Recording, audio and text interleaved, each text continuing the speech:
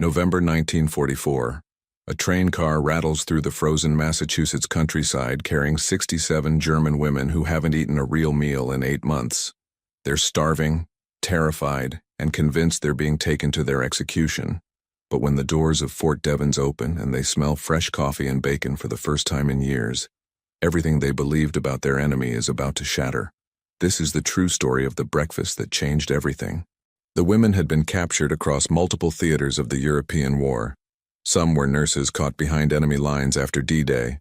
Others were radio operators, clerks, and auxiliary personnel swept up in the Allied advance through France and Belgium. Anneliese Müller, a 24-year-old nurse from Hamburg, had been treating wounded soldiers in a makeshift hospital near Caen when American paratroopers stormed through the doors. She remembered the moment vividly. The way the young soldiers had their rifles raised but their eyes filled with something she didn't expect. Hesitation, maybe even sympathy. The journey across the Atlantic had been brutal. Packed into the lower decks of a converted cargo ship, the women endured 2 weeks of rolling seas, limited rations, and the constant fear that a German U-boat might torpedo them without knowing prisoners were aboard. 19-year-old Liesel Schmidt spent most of the voyage curled in a corner, clutching a small photograph of her mother and younger brother. She had been an enthusiastic member of the Bund Deutscher Mädel, the girls' wing of the Hitler Youth, trained to operate communications equipment. Now she was an enemy of the state she'd been taught to serve, and she had no idea what awaited her on American soil. When they finally docked in Boston Harbor on a gray November morning, the cold hit them like a physical blow. Most of the women had only the threadbare uniforms they'd been captured in. Their shoes were falling apart. Many had lost significant weight during the crossing, their faces gaunt and eyes hollow. As they were loaded onto military trucks for the journey to Fort Devens, Anneliese noticed something strange. The American soldiers weren't rough with them. They didn't shout or shove. One young private even offered his jacket to an older woman who was shivering violently. Fort Devens sat about 40 miles northwest of Boston, a sprawling military installation that had been rapidly converted to house the unexpected influx of prisoners. The women's section was separated from the male POW compounds by multiple fences and guard towers. As the trucks rolled through the main gate, Sergeant Ruth O'Brien watched from her post near the administration building. She was a 32-year-old former schoolteacher from South Boston, who had joined the Women's Army Corps to do her part for the war effort. She'd requested assignment to the POW detail specifically because she spoke some German, learned from her grandmother who had immigrated before the First World War. The processing took hours. Each woman was photographed, fingerprinted, and given a cursory medical examination. Dr. Helen Foster, a no-nonsense physician from Chicago, was shocked by what she found. Malnutrition was universal. Many had untreated injuries. Several showed signs of tuberculosis. She made careful notes, documenting everything, knowing these records might be important for future war crimes tribunals. But as she examined each frightened face, she couldn't help feeling something beyond professional duty. These were human beings, most of them barely adults, caught up in a conflict they probably never fully understood. Frau Hanna Becker was different from the younger women. At 41, she had been a mid-level administrator in the Reich Labor Service, responsible for coordinating female work assignments in occupied France. She carried herself with rigid dignity even in captivity, her back straight, her expression carefully neutral. She had been a true believer in National Socialism, convinced of German superiority and the righteousness of the war. Unlike the frightened younger women around her, Hannah showed no emotion during processing. She answered questions with clipped precision and refused to make eye contact with her captors. By late afternoon, the processing was complete. The women were led to their barracks, simple wooden structures with rows of metal bunks. Each woman received 2 wool blankets, a pillow, and a small locker for personal belongings. The barracks were heated, another surprise. In the camps and temporary facilities they'd occupied in Europe, heat had been a luxury reserved for officers. Here, even prisoners had warm spaces to sleep. Ruth O'Brien and 2 other female guards supervised as the women settled in. Ruth watched them carefully, noting who seemed to be natural leaders, who was most frightened, who might cause trouble. Her eyes kept returning to the older woman, Hannah, who had chosen a bunk in the corner and sat ramrod straight staring at nothing. As evening approached, Captain Edward Hayes called his staff together for a briefing. Hayes was a career officer, 47 years old, who had seen action in World War I and understood the complexities of warfare better than most. He had specific instructions from the War Department regarding treatment of prisoners, instructions that reflected America's commitment to the Geneva Conventions, even when the enemy didn't always reciprocate. Hayes was clear with his staff. These women would be treated with dignity and respect. They would receive the same rations as American soldiers. They would have access to medical care, recreational activities, and even educational programs. They were prisoners, yes, but they were also human beings entitled to humane treatment under international law. Some of his male officers grumbled about coddling the enemy, but Hayes shut that down immediately. America would win this war, he told them, but it would win it without compromising its values. That night the women barely slept. They whispered to each other in the darkness, sharing fears and rumors. Some were convinced they would be executed at dawn. Others thought they'd be used as slave labor in American factories. Liesl cried quietly into her thin pillow, overwhelmed by homesickness and terror. Annalisa lay awake, her nurse's mind cataloging the injuries and illnesses she'd observed among her fellow prisoners. She wondered if the Americans would provide medical treatment or simply let them suffer. Only Hannah seemed unmoved by the uncertainty.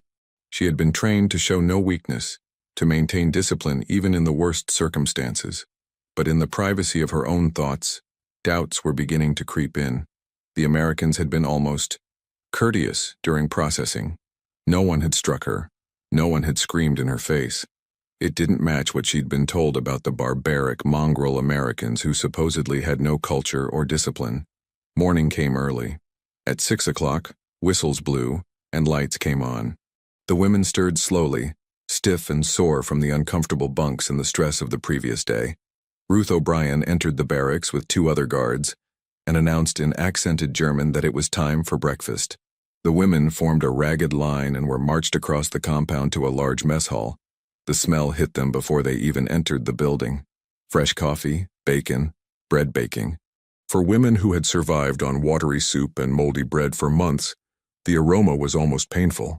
Some of them actually stopped walking, overwhelmed by the scent of real food. The guards had to gently encourage them to keep moving. Inside the mess hall, Private Michael Wilson and his kitchen crew had been working since 4 in the morning. Michael was 23 from a small farm in Iowa, and he'd grown up believing that food was love made visible. When he'd been told he'd be serving German POWs, his first thought had been about making sure they got decent meals. His mother had taught him that you could tell everything about a person's character by how they treated people who couldn't fight back. The women filed through the serving line in stunned silence. Each received a metal tray loaded with scrambled eggs, bacon, toast with butter and jam, fried potatoes, and a cup of hot coffee with real sugar and cream available. Many of them stared at their trays as if they couldn't believe what they were seeing. Some started crying immediately. Liesel's hands were shaking so badly she nearly dropped her tray. A young American soldier steadied it for her with a gentle smile and said something she didn't understand, but his tone was kind. She made her way to a table and sat down, just staring at the food. Around her, other women were having similar reactions. Some ate slowly, savoring every bite. Others devoured everything so quickly they made themselves sick. Annalisa forced herself to eat slowly, knowing her shrunken stomach couldn't handle too much rich food at once. But with each bite, she felt something shifting inside her. This wasn't how you treated people you planned to execute. This wasn't how you treated people you considered subhuman. The cognitive dissonance was staggering. Everything she'd been told about the Americans, all the propaganda about their cruelty and degeneracy, was being contradicted by scrambled eggs and bacon. At a table near the back, Elsa Koch, a 53-year-old former schoolteacher who had been conscripted into clerical work for the Wehrmacht, was weeping openly. She had lost 30 pounds during her captivity in France and the journey to America. She had been certain she would die, had made peace with it. Now she was eating eggs cooked with butter, drinking real coffee, and she couldn't process the contradiction. A young guard approached her, concerned, but Elsa couldn't explain through her tears. Hannah Becker ate mechanically, her face expressionless, but inside, her carefully constructed worldview was beginning to crack. She had been taught that Americans were weak, decadent, racially inferior, yet here they were, feeding their enemies better than Germany had fed its own citizens in years. It didn't make sense. It challenged everything she believed about strength and superiority. After breakfast, the women were given time to rest and digest. Many of them were physically ill from eating rich food after months of starvation rations. Dr. Foster made rounds providing antacids and advice about eating smaller portions until their bodies adjusted. She was patient and kind, explaining things in simple German that Ruth O'Brien helped translate when necessary. It was during this recovery period that Liesel finally voiced the question that had been building in all of them. She was sitting on her bunk, still feeling the warmth of the coffee in her belly, when she turned to Annalisa and asked in a confused whisper, "Are we really prisoners?" The question spread through the barracks like wildfire. Are we really prisoners? How could they be prisoners when they were being treated better than they'd been treated by their own army? When they had warm beds and full stomachs and doctors who actually cared if they were sick? The cognitive dissonance was overwhelming for women who had been raised on propaganda about American brutality. Ruth O'Brien heard the question being repeated and brought it to Captain Hayes. He considered it carefully, then asked her to gather the women for an address. That afternoon, all 67 German POWs assembled in the mess hall. Hayes stood before them, Ruth translating his words into German. He explained that yes, they were prisoners of war. They were being held under the authority of the United States Army and the provisions of the Geneva Convention. They would remain imprisoned until the war ended and arrangements could be made for their repatriation. But while they were in American custody, they would be treated with the dignity and respect that all human beings deserved. They would work, but only at tasks appropriate for women and only under safe conditions. They would be paid a small wage for their labor.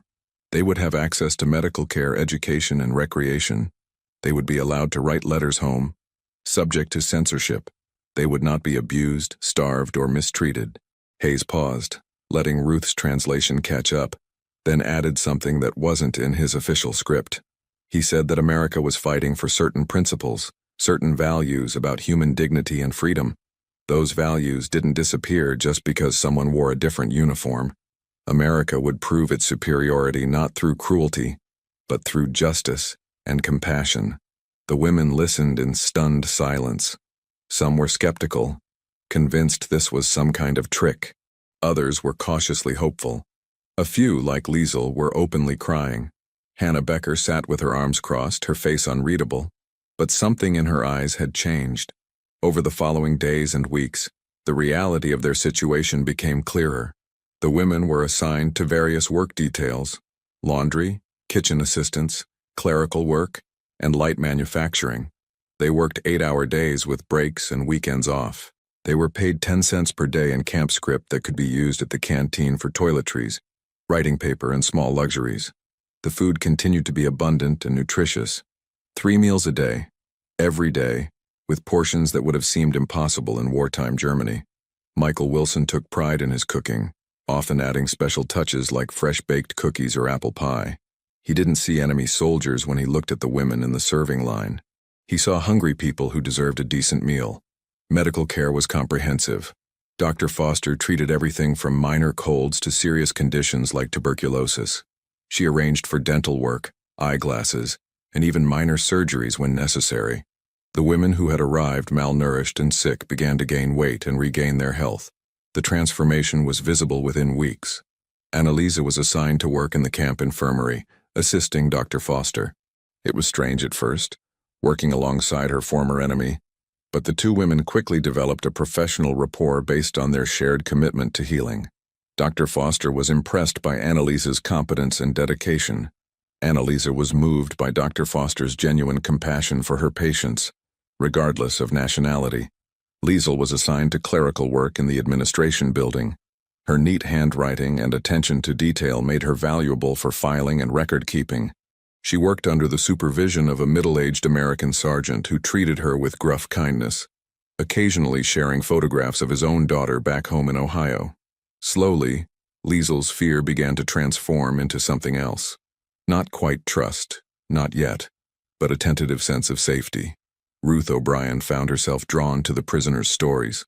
During her rounds, she would sometimes sit and talk with the women, practicing her German and learning about their lives before the war.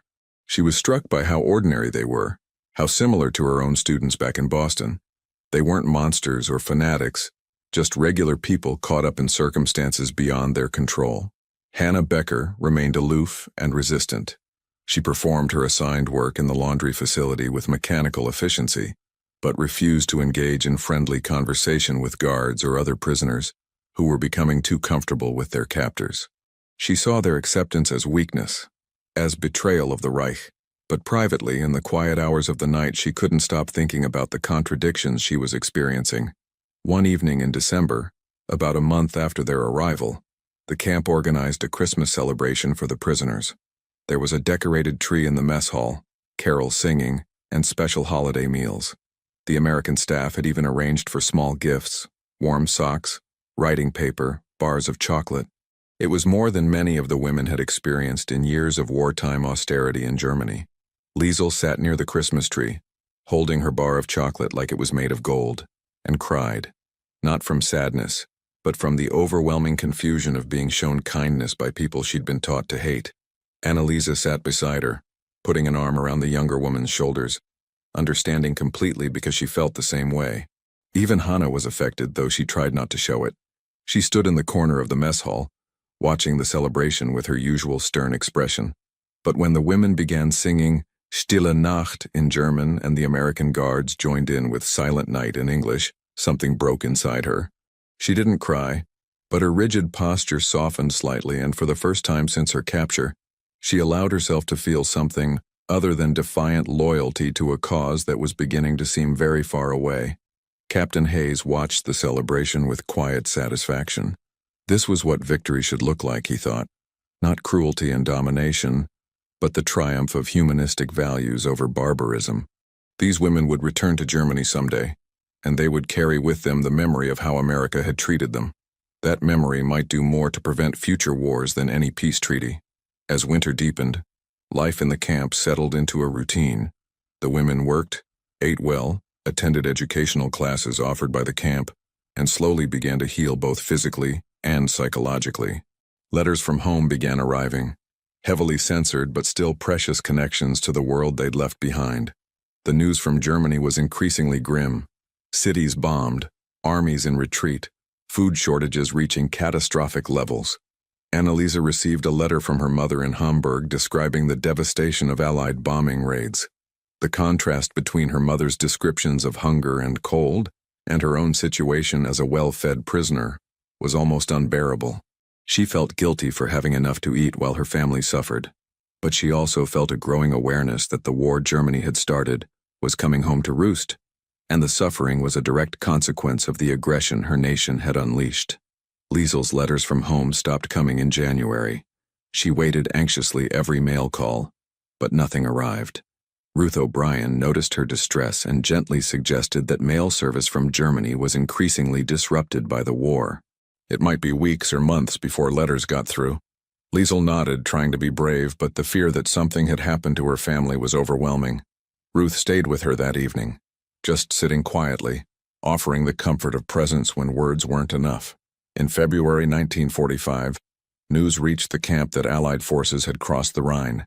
The war was clearly entering its final phase. The German prisoners received the news with mixed emotions. They wanted the war to end, wanted to go home, but they also feared what would happen to their country in defeat. Would Germany be destroyed? Would they have homes to return to? Hannah Becker's transformation was slow and subtle, but it was happening. She began to participate in some of the educational classes, particularly an English language course taught by one of the American officers. She told herself it was practical, that knowing English might be useful in the post-war world. But really, it was her way of beginning to engage with a reality she could no longer deny. The Americans weren't monsters. They weren't inferior. They had defeated Germany not through barbarism, but through industrial might, organizational skill, and yes, through the moral authority that came from treating even their enemies with basic human decency. One afternoon in March, Annalisa was working in the infirmary when a young American soldier was brought in with a severe cut from a kitchen accident. Dr. Foster was in a meeting, so Annalisa handled the emergency herself, cleaning and suturing the wound with practiced efficiency. The soldier was nervous about being treated by a German, but Annalisa's competence and gentle manner quickly put him at ease.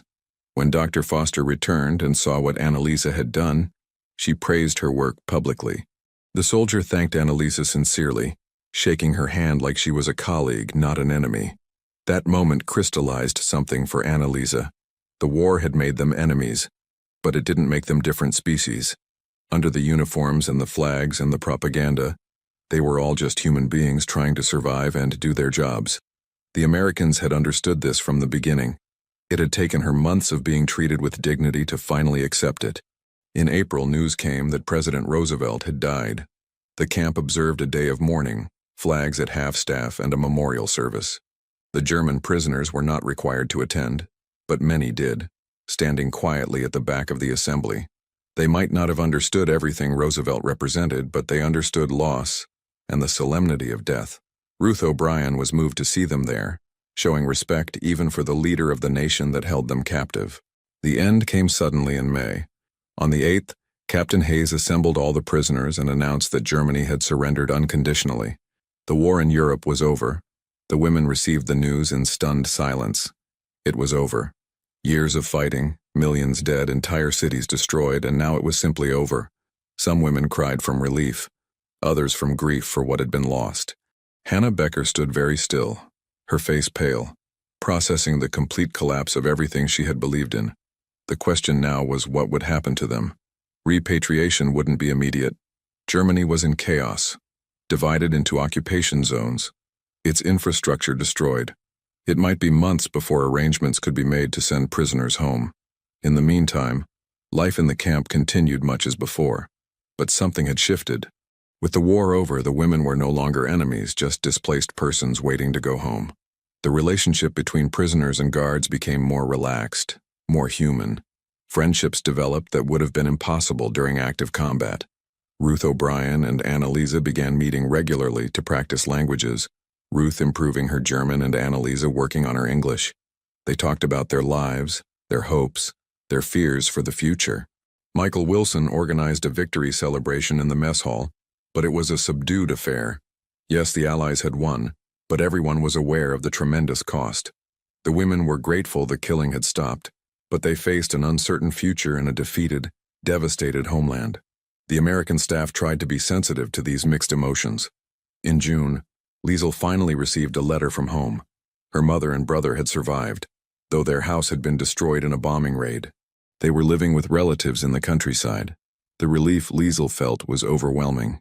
She shared the news with Ruth, who hugged her spontaneously, both women crying together, united in their relief that this one family had survived the catastrophe. Hannah Becker requested a private meeting with Captain Hayes. Through Ruth's translation, she told him that she wanted to apologize. Not for serving her country, she still believed in patriotism and duty, but for the blindness that had prevented her from seeing the truth. She had believed in German superiority, in the righteousness of the Nazi cause, and she had been wrong. The Americans had shown her through their actions what true strength looked like. It wasn't domination and cruelty. It was justice tempered with mercy. It was the ability to treat your enemies with dignity, even when you had every reason and opportunity to do otherwise.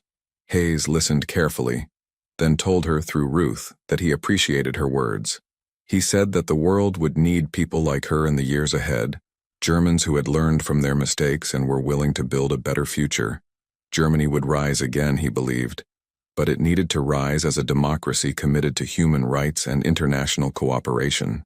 People like Hannah, who had experienced both the brutality of totalitarianism and the justice of democratic values, would be crucial to that rebuilding. The repatriation process began in July.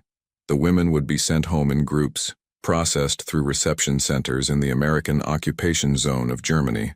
Annalisa was in the first group scheduled to leave. Her last day at Fort Devens was emotional. Dr. Foster gave her a letter of recommendation, stating that she was a skilled and compassionate nurse who would be an asset to any medical facility. Ruth O'Brien gave her a small package of food for the journey and a photograph of the two of them together, taken by one of the guards. As Annalisa prepared to board the truck that would take her to the port, she turned back to look at the camp one last time. This place where she had been a prisoner had also been the place where she had been treated with more dignity and respect than she'd experienced in her own country's service. She would never forget that. She would carry the memory of American kindness back to Germany and use it to help rebuild a better nation. Liesel left in August, clutching her letters from home and the small savings she'd accumulated from her work wages. She was eager to see her family, but also sad to leave. Fort Devens had been a strange sanctuary, a place where she'd been safe and cared for during the most terrifying period of her life. She hugged Ruth goodbye, promising to write, knowing they probably wouldn't stay in touch, but meaning it sincerely in the moment. Hannah was among the last to leave in September. She had requested the delay, wanting to complete the English course and some other educational programs. On her final day, she sought out Captain Hayes to thank him personally. In halting English, she told him that he had changed her life. He had shown her that strength and compassion were not opposites but complements. She would spend the rest of her life trying to live up to the example he and his staff had set. By October 1945, the women's section of Fort Devens was empty. The barracks were cleaned and repurposed for other uses. The camp returned to its normal military functions. But the impact of those months rippled outward in ways both large and small. Annalisa returned to Hamburg and found work in a hospital serving the occupation forces. Her letter of recommendation from Dr. Foster opened doors that would have otherwise been closed to a former enemy combatant. She worked tirelessly to help rebuild Germany's shattered medical infrastructure, always remembering the lessons she'd learned about treating every patient with dignity, regardless of who they were.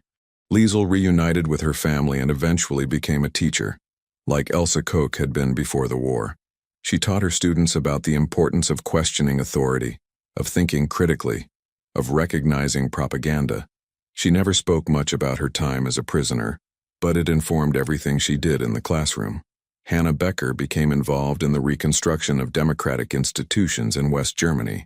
She worked with American occupation authorities to establish local governance structures and educational programs. She was never a prominent figure, but she was effective, using her organizational skills to help build the foundations of what would become a stable democratic nation. Ruth O'Brien returned to teaching in Boston but stayed in the Army Reserve. She often thought about the German women she'd guarded, wondering what had become of them. She had learned as much from them as they had from her. Lessons about the common humanity that persists even in wartime, about the power of small acts of kindness to change hearts and minds. Dr. Helen Foster continued her military medical career, eventually retiring as a colonel. She never forgot the malnourished, frightened women she'd examined that first day at Fort Devens, or the healthy, hopeful women they'd become. It reinforced her belief that healing was about more than just treating physical ailments. It was about restoring dignity and hope. Michael Wilson went back to his family farm in Iowa, but he stayed in touch with several of his fellow kitchen staff.